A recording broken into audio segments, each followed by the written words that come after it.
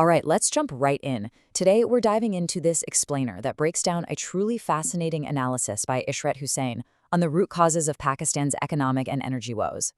If you've been wondering why a country's energy tariffs can just keep climbing while the actual service continues to stall, well, this deep dive into the underlying mechanics of regulation is exactly what we need to unpack. We've got a lot of ground to cover. We'll quickly start with the regulatory debate and Pakistan's economic divide. Then we'll examine the energy sector crisis before looking at the proposed solutions, restructuring regulators, power grid reforms, and finally, the path to efficiency. Let's get to it. Section 1, the regulatory debate, moving beyond ideology. Husain hits us right out of the gate with a massive reality check. We spend so much time arguing over these textbook extremes, right? Like, is all regulation terrible, or is deregulation the holy grail? But he argues that time has shown this ideological debate is largely misplaced. The real world doesn't really care about ideology. The state's involvement has to be based on actual evidence and real outcomes. It's about ensuring fair competition, not clinging to some dogmatic theory. The market demands adaptability, for sure. Section 2, Pakistan's economic divide. The formal versus the informal economy. Now, here's where we see this misplaced debate do some real damage.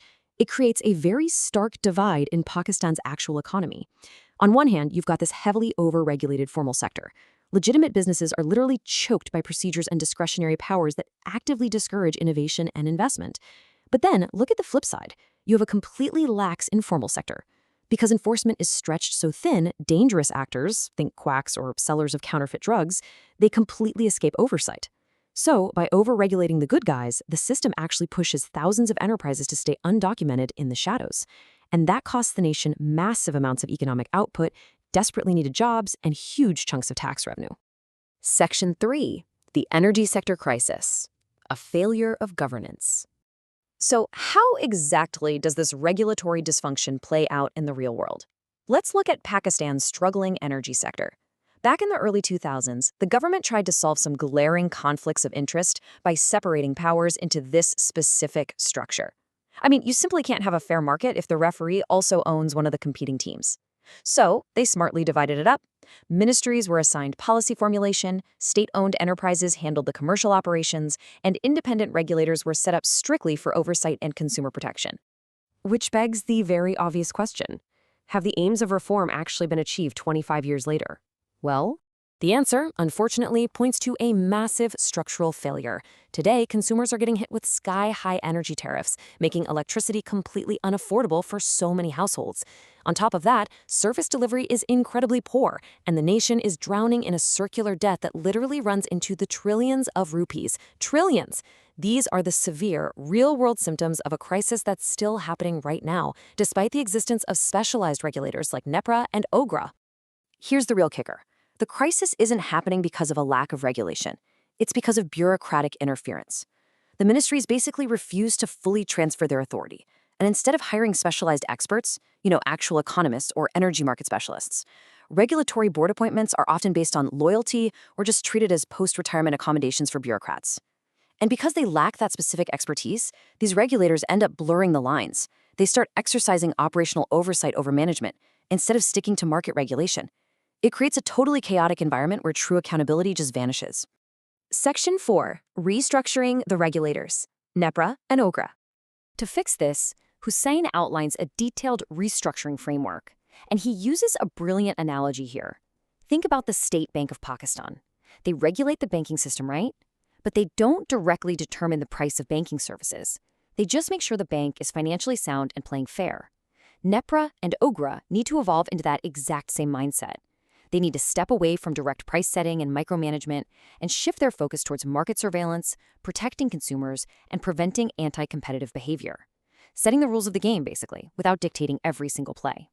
Getting there requires a very deliberate step-by-step evolution so OGRA can consolidate its power legally. First, you gradually deregulate petroleum and gas prices by just letting market competition do its thing. Second, evolve OGRA into a modern supply chain regulator. They need to be laser-focused on efficiently utilizing infrastructure like pipelines and refineries while cracking down hard on cartelization.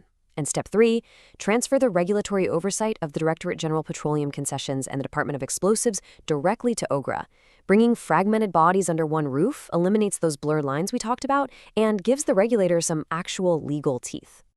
Section 5. Power Grid Reforms. Dismantling the Monopoly. Pivoting over to the electricity side, Husain argues we absolutely have to dismantle the current single-buyer model. It's a massive bottleneck. We need to implement what's called CTBCM, which is a fancy way of saying we need to allow multiple buyers and sellers to interact dynamically in the market.